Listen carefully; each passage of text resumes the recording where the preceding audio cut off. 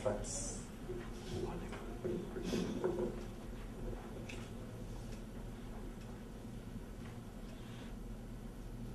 We'll have 4 sessions totally. First 2 days we will spend on the body, third day mind, fourth day on being, spirit.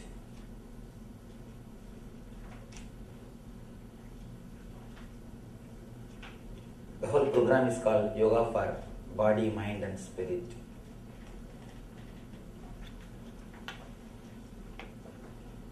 Today's session will be 1.5 hour session. First half an hour I will try to present some ideas, some concepts from our ancient wisdom. Then we will analyze these ideas with questions for half an hour. Half an hour we will spend questioning these ideas. Only when we question, we can internalize.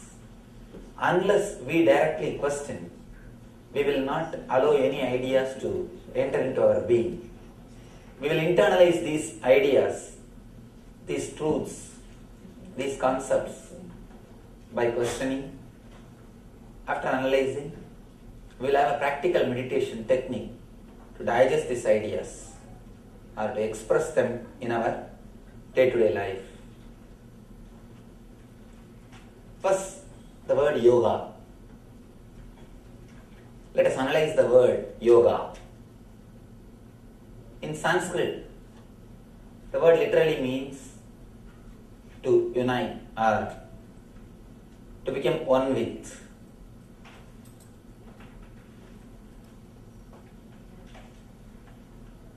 Again and again, all the Eastern mystics, they declare,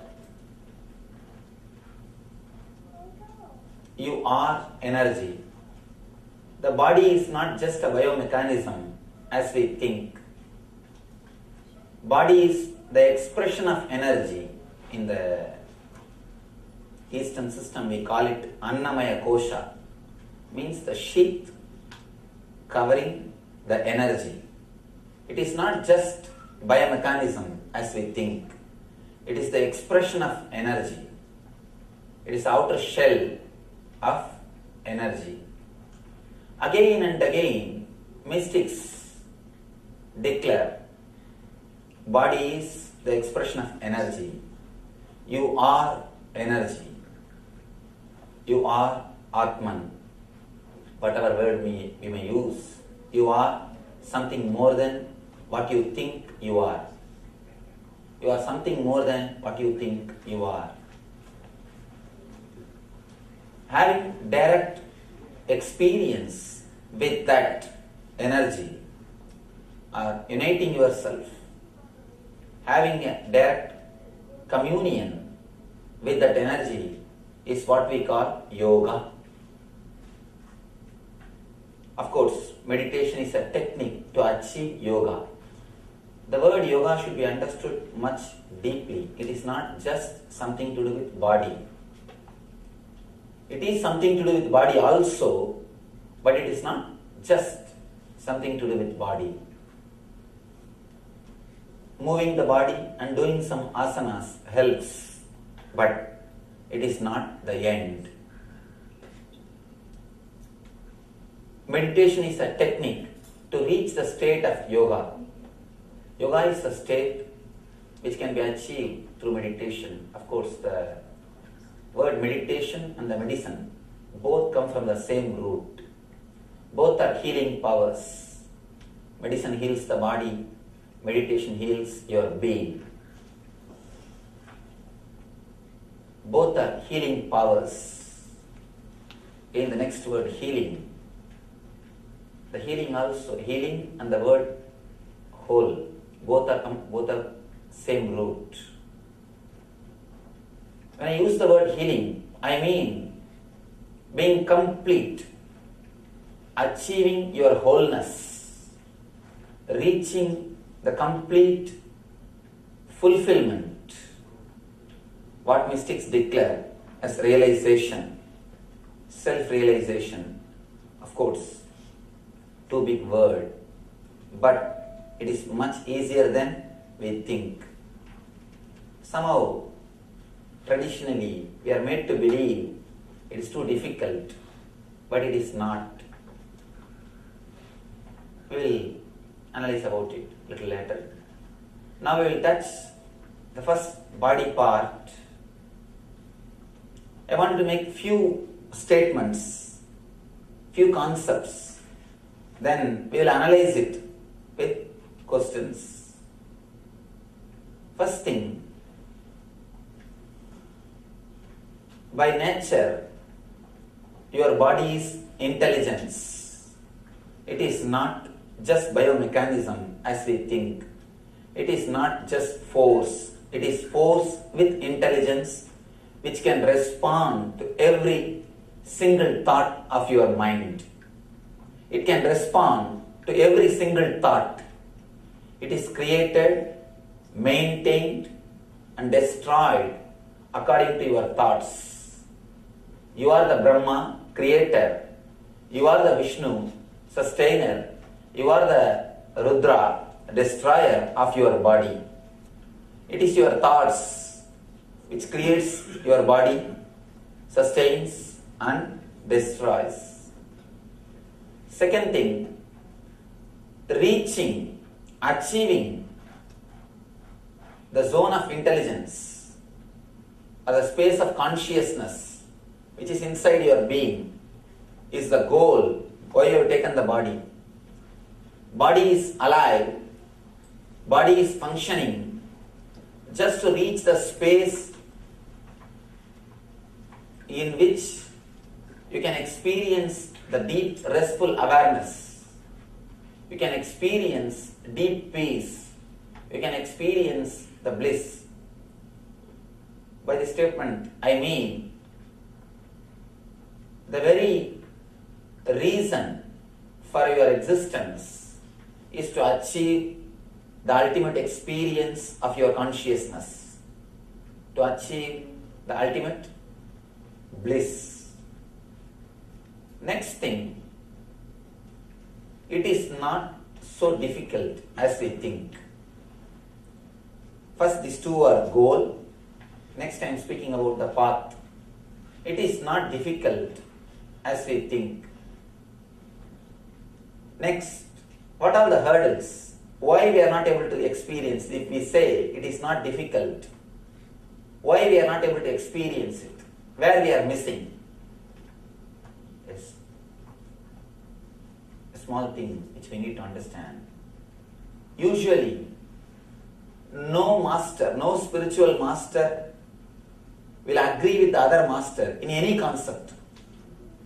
If it comes to history, all the historians will accept or agree something in common. If it comes to medicine, almost everybody agrees something in common. If it comes to any other department, mathematics,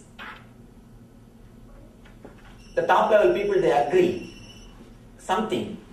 When it comes to spirituality, you can't see two rishis accepting any one concept. That's a beautiful statement. If two rishis accept one concept, be very clear, someone is fake. Someone is fake. In spirituality, each one has got their own theory, their own expression, their own experience. But when it comes to this one concept, by nature we are intelligence. By nature we are bliss. Almost all the masters, not only Hindu mystics, the mystics or masters belong to all the religions, all the cult, all the group, all the sect. They agree this one concept. Then it must be the basic concept, the basic truth. It must be something important. Then why we are missing it again and again? Why? How we are missing it? We'll analyze few things which we are doing to stop experience the Ananda Spurana or the bliss happening in our being. First thing, we accumulate too much of negative emotions, toxins in our system. Our body is not just material as we think. It can hold energy. It can hold thoughts. It can hold memories. The Tantra, beautifully they say, you can't think, you can't continue any thought unless you remember your form. Because in your form, you have the complete memory. All the memories are recorded in your form. If you can't remember your form, you can't proceed in thinking. You can't have even a single thought without remembering your form. Because in your form, you have all the memories. Your body is not just dead biomechanism as we think. In that, you store memories. You store your emotions, whether it is positive or negative. We store emotions in our system, in our body. When you store negative emotions, you accumulate too much of toxins, unnecessary negative energy inside your being. That's the first reason why we are not able to experience the deep blissful awareness or the restful awareness. Why we are not able to be alive like kids. You can see the kids, how alive they are, how bubbling. People ask me, Swamiji, how to bring up the kids? I tell them, you relax, they will grow automatically. Actually, we don't bring them up, we bring them down. All our so-called bringing up only brings them down. All our so-called bringing up is nothing but bringing them down from their blissful awareness or restful, deep ecstasy. Again and again, we infuse negative emotions, negative energy inside our being, inside our body, and we stop experiencing the ecstasy. If you look deeply into your being, if you don't have anything to worry, you feel like you are losing your boundary. If you don't have anything to bother, you feel you are losing your identity. Actually, your identity is defined only based on your worries. If you don't create more and more trouble for yourself and others, you feel your identity is lost. Actually, you enter into a boundaryless consciousness. You will have your boundary as long as you create trouble for yourself and others. If you stop that one activity, immediately you lose your boundary. You start experiencing the boundaryless awareness, the timeless awareness. That's the first thing. Next thing, the idea of I am not enough unto myself. Whether it is physical beauty or mental stability or being level, energy. First we will touch the physical beauty. Again and again, you are made to believe by the society that you are not beautiful. You are not enough unto yourself. The moment you start believing you are not enough unto yourself, you are not beautiful, you start running behind the cosmetics. I think it is a business. Only when you are made to believe that you are not beautiful, you start searching for all the extra things. First, let us analyze. Where is the scale of beauty? There is no scale. If God is an engineer, he would have done a mass production. Miss World or Mr. World. Have that mold. Do just mass production.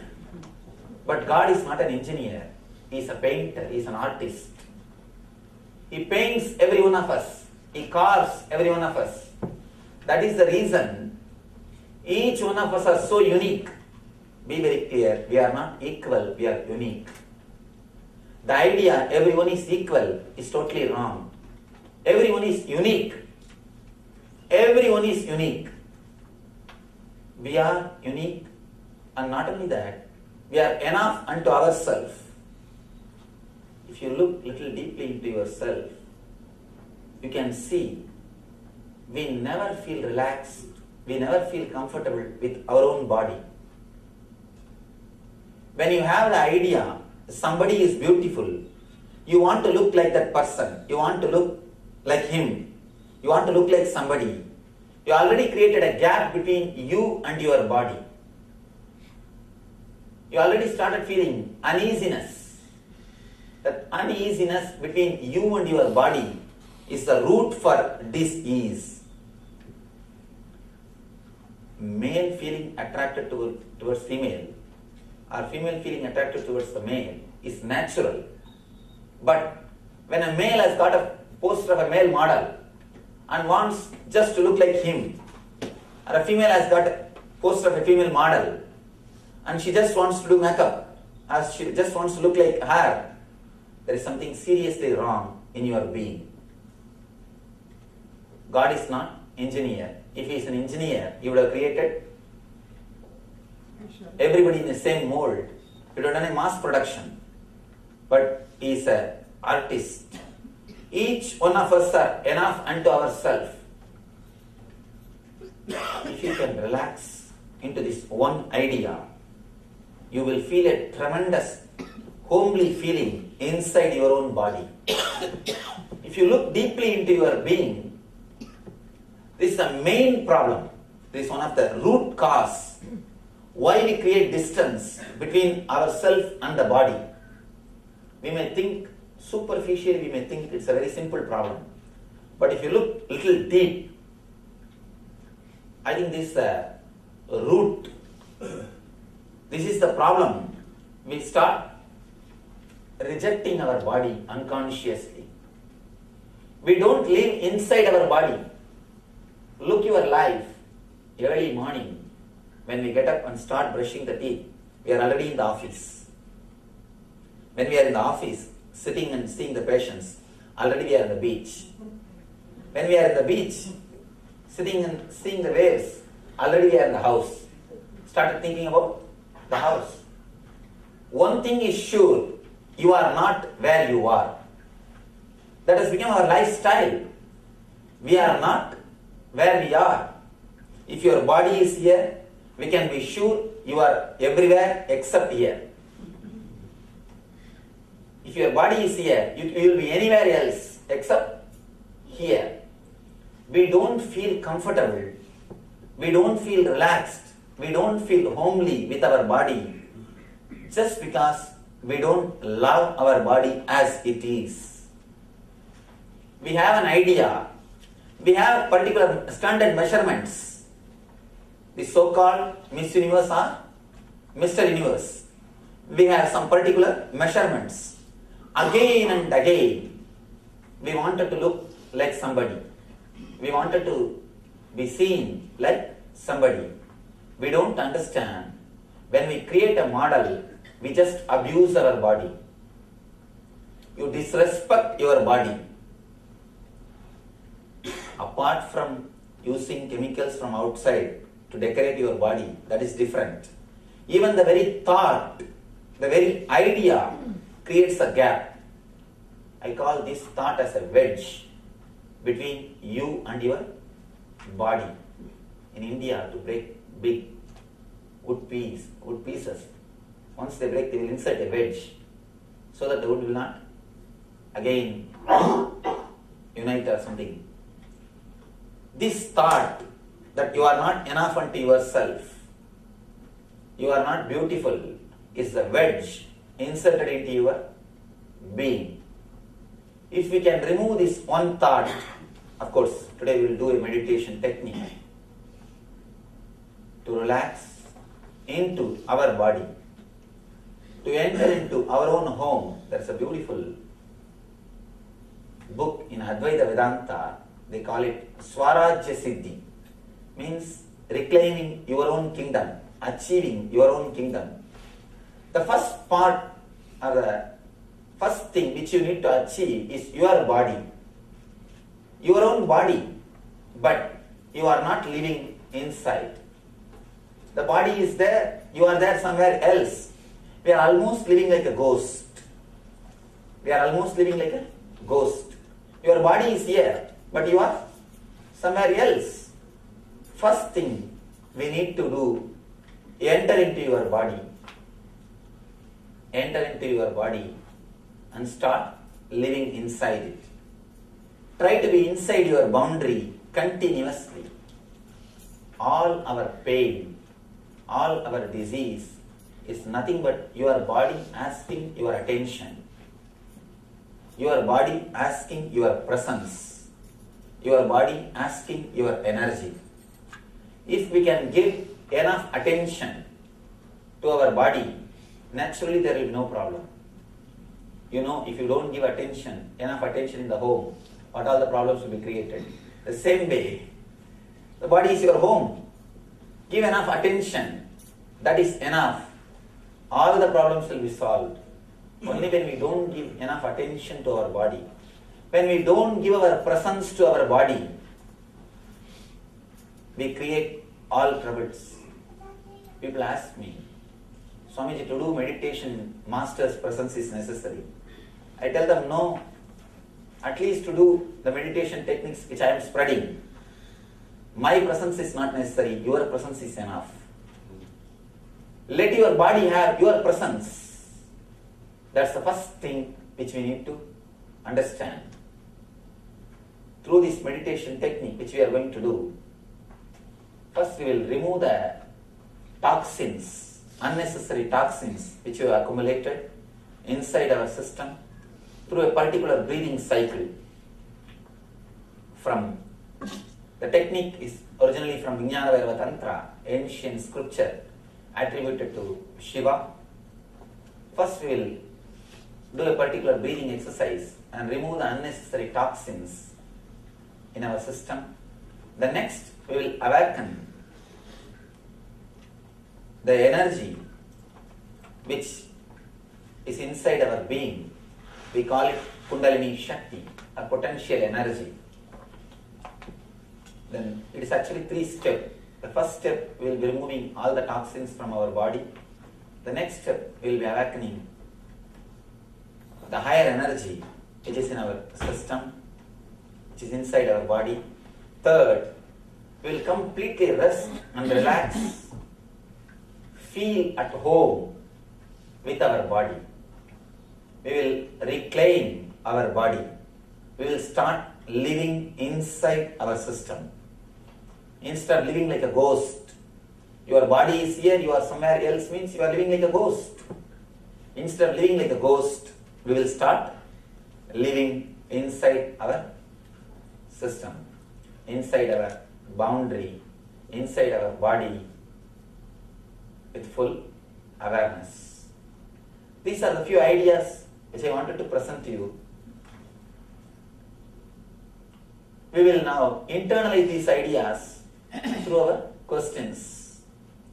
One thing, if I just continue to speak, usually we don't believe others. That is the truth. To tell you honestly, we never believe others. I tell you, all lectures, all dialogues, all discourses are just waste. May not be 100%, but 99.9%. That's all. When the other person is speaking, you just keep quiet so that you will be allowed to speak. Usually, we never listen, we never allow any words to penetrate our being. Unless we question, unless we understand, unless we directly involve ourselves into the program, we don't internalize any ideas. Either we sit, we keep quiet out of courtesy, or we don't want to open our mouth. We feel too lazy. Why to ask question unnecessarily? Let's relax. This is the usual thing which happens. Now, let's internalize these ideas through our questions. You are welcome to ask anything related to the statements or the concepts which I expressed. Yes. So, how do we pay attention to our body? Today we are going to do a meditation technique. That's the first thing. Next thing, whenever you do anything related to your body, brushing the teeth, taking bath, eating, whenever you do anything directly related to your body, just be inside your boundary. You can see, only when you brush your teeth, you will have all ideas about your business. You will be thinking everything about your patients, about your business, about your life, everything. Whenever you do something directly to do with your body, be inside the boundary. Decide that. That's more than enough. Nothing else is necessary. That is more than enough. At least 2 to 3 hours you spend with your body every day. Brushing the teeth, cleaning yourself, taking bath, eating, dressing, all these things. In those moments, decide, I'll be with my body. I'll be inside my body. Especially when you take bath, just relax with your body. We never look our body. If you see your routine, you can see very clearly, you never look your body. You only wanted others to look your body. You never look your body. No, really. You never penetrate your body. You never deeply look your body. You never deeply relax into your body. You try, you think, you do all possible things to look beautiful according to the standard of the society. But you never relax into your body. I tell you, the moment you relax into your body, the moment you accept yourself, something called grace happens to you. It is not beauty, it is grace. Beauty comes by painting and doing all the makeup. Grace comes by accepting yourself. When you accept yourself, when you relax into yourself, something called grace happens to you. Apart from the meditation technique which we do today, you can take this one thing, this one statement, you can take as a message which you can carry in your life to your home. Decide, whenever I work with my body, I will be inside my boundary. Whenever you work with your body, just be inside the boundary. When I say just be inside the boundary, just feel what is happening inside your body. Stop thinking anything else except your body. Just see what is happening inside your body when you pour water, when you take shower. Just see what is happening inside your body, how your body is responding. When you brush, just feel how your mouth is feeling. When you are dressing, just feel how your body is feeling. Understand, your body responds to every single thought of your mind. Every single thought of your mind. You can just restructure your whole body with your mind. That's why in the East we have a beautiful philosophy called Samudrika Lakshana. The whole theory is your mind can be studied. The person who has mastered this art can tell everything about your mind just seeing your body. Because your body is the expression of your mind. Your body is just created by your mind. So whenever you are working with your body, decide, I will be with my body. I will not think of anything else. I will not do anything else. After all, when you are working with your body, you can't do anything else. Am I right? Surely you can't see your patients when you are taking bath. Surely. Not a good idea. Not a good idea. At least for patient. I don't know about yourself. For patient. Yes, something. Swami, we go to the temples and all religions preach prayer, preaching the God, and we pray. And the prayer is one way of attaining the awareness of the bliss. What's the difference between the prayer and the meditation? Beautiful question. What's the difference between prayer and meditation? When you pray to God. When you meditate, you become God. When you pray to God. When you meditate, you become God. That's all. You became that energy to whom you are praying, or to which you are praying, towards which your prayer is directed. Of course, prayer is a beautiful step. It is a good start, but not to end there. You can start with prayer, but don't end there. It's like a first or second grade. See, it is good to start, but not to end there. You can directly work with the energy and see the result. And moreover, prayer needs belief, faith, and all these things, which is outdated. To tell you honestly, how much you try, always one part of your being is ready to raise doubts. It is just waiting. See, if God does, as long as God does your homework properly, He can sit in the throne of God. The moment He misses some job which you have given Him through your prayers, immediately He will be dethroned. He will be questioned, He will be dethroned.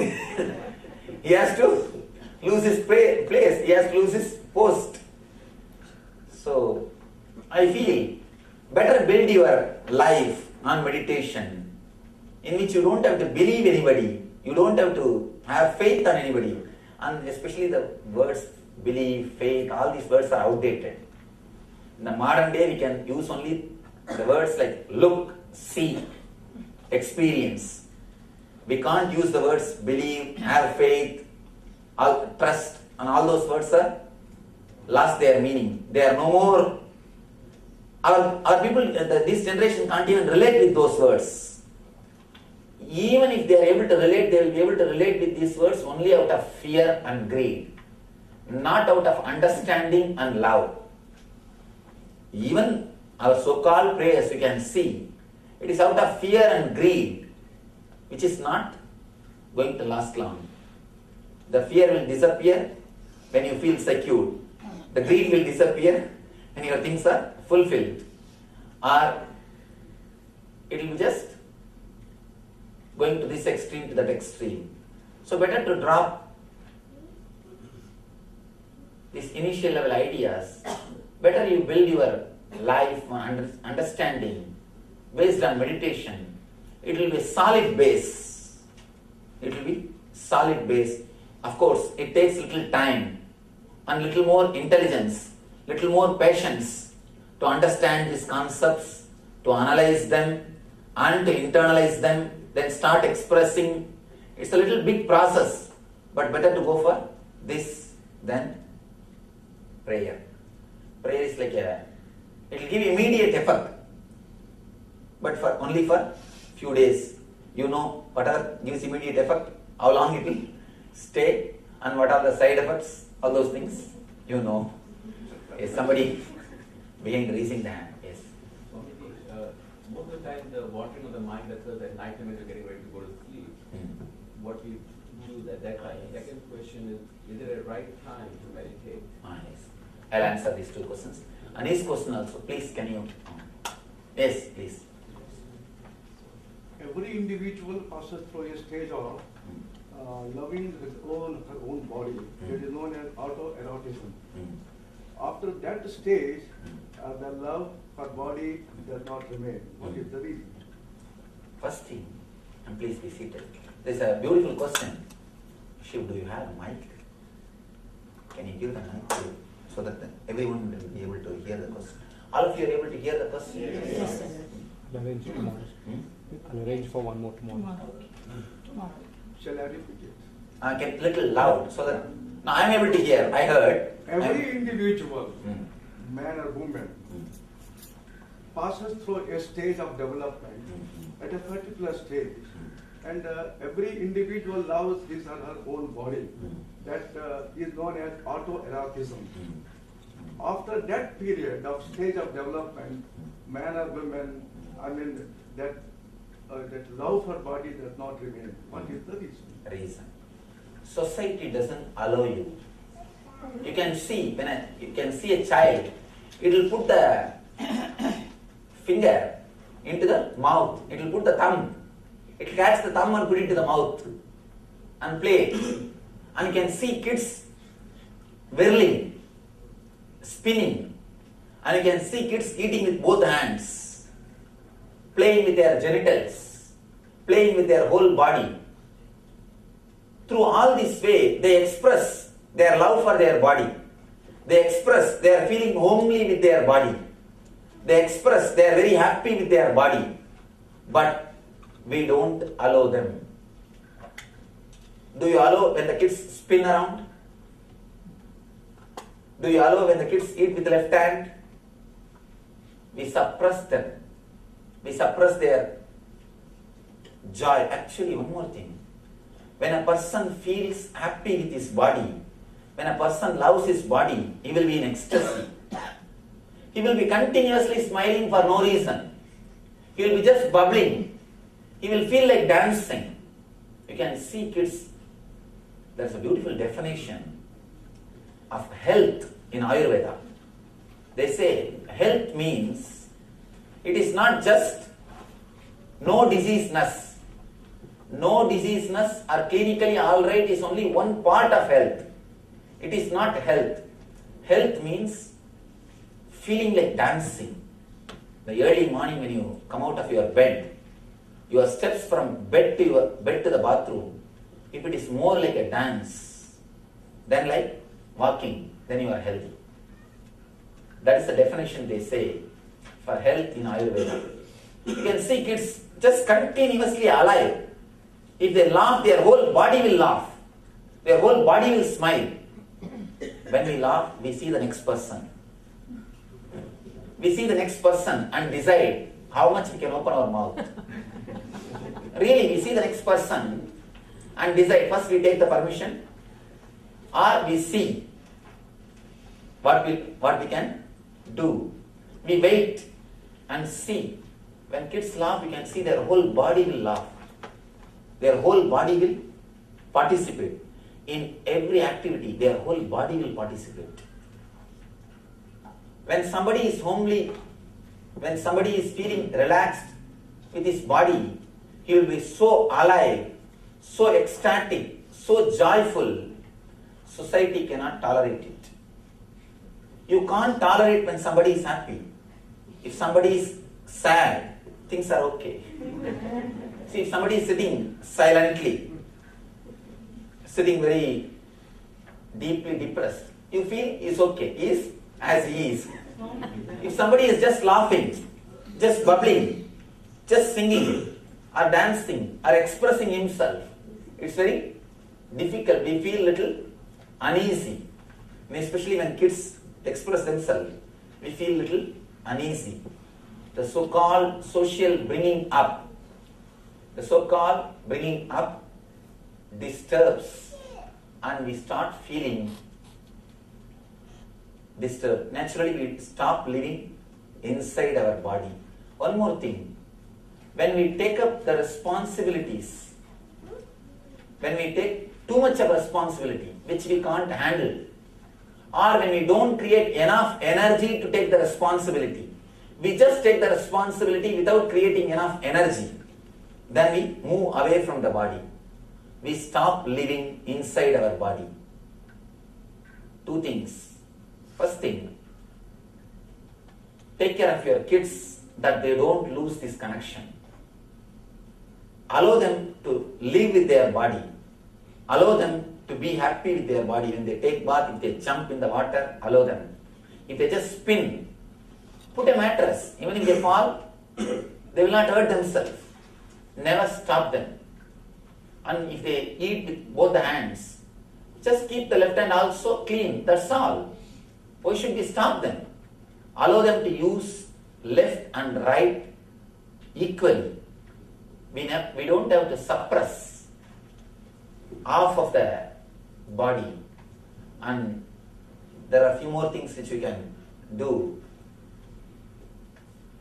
Try to avoid separating the upper body and lower body through tight clothes. When we put tight clothes, we separate the upper body energy and lower body energy. We can use these few things to help our kids, and in our own life, as I told, try to live inside your body continuously whenever you work with your body. That's more than enough. It is just the social bringing up is the reason why we lose that autoeroticism. What he says, that love for our body. And we are taught one more idea. You should not stand in front of mirror and enjoy your body. That is considered as a ego or some kind of disease. Be very clear.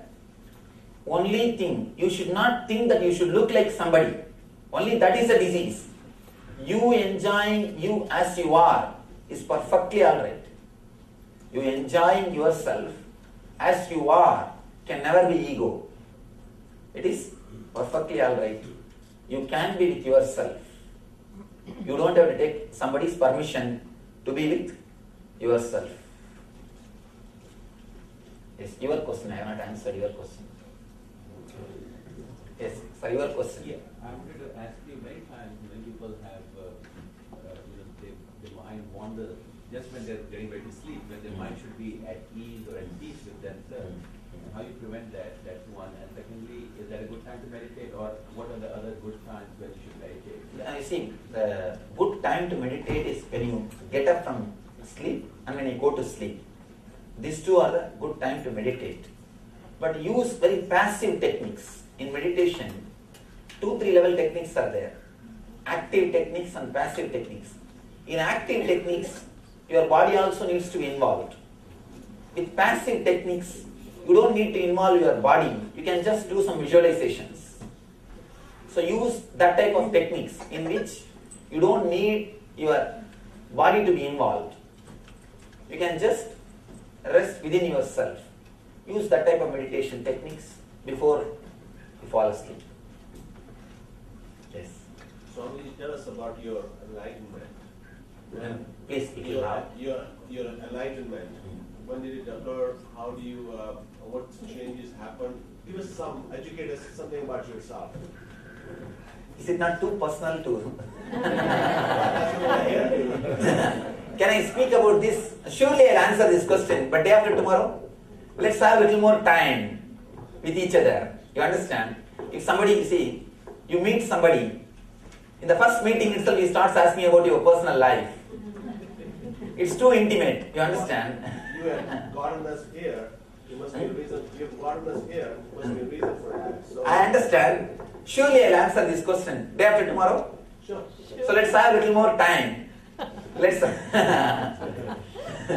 You see, one thing, if I answer now, I'll give a social answer. If I answer day after tomorrow, I'll give an honest, intimate answer. Which you want? See, if I have to give an honest, intimate answer, we need little more intimacy. If I have to give a social answer, I can give, I was in Omkareshwar, I can say the place, I can say the time, I can say some few words, what has happened. Neither you will understand, nor I will feel satisfied that I have shared. So if we can have little more time with each other, then I think I will be able to open up to that much. I have a question. You say what you're talking about is being mindful all the time. Mindfulness that you're talking about in terms of Yes, you can use the word mindfulness, being here and now, meditating or creating awareness. All these words you can use. All these words are one and the same. It is just one and the same. I can say being inside your system is a technique or a method to achieve that awareness. Surely I'll answer your question day after tomorrow. Give me a little time. Yes. Question about mindfulness. Does japa help in? Yes. One thing, there are 2 levels of japa. Repeating the word unconsciously start repeating for the sake of repetition. Some guru has inspired you, somebody has told you, so you started repeating. At some moment you had some ecstasy, so you started repeating. You are continuously repeating without awareness. This becomes unconscious process and it is very dangerous. Not only it doesn't help you, it is very dangerous.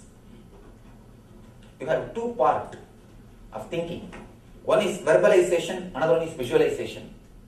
Both should be engaged in japa. Only then it will help you. If only verbalization is engaged and visualization is thinking of something else, then not only it will not help you, it is dangerous. There is every chance we will become schizophrenia.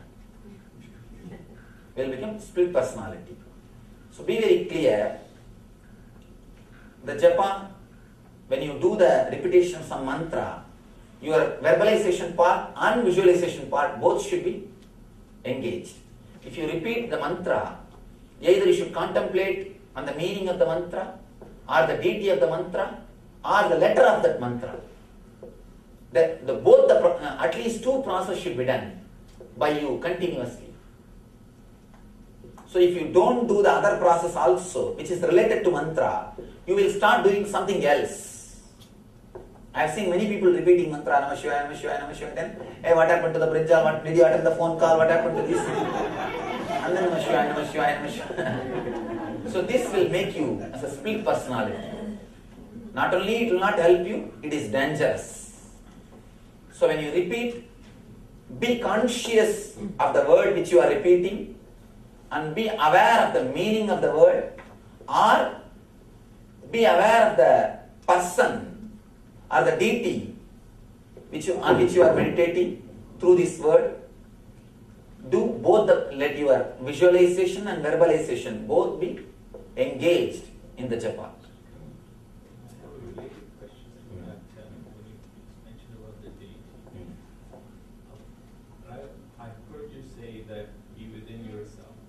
Then the traditional dogma says that pray to a deity or pray to an idol, for lack of better words. So what is the right way? Now I have to honestly say a few things. First thing, praying to a deity or praying to an idol, praying to a god is an initial level step. It is a good thing to start. But being inside your own being or entering into your consciousness is the real thing which needs to be achieved.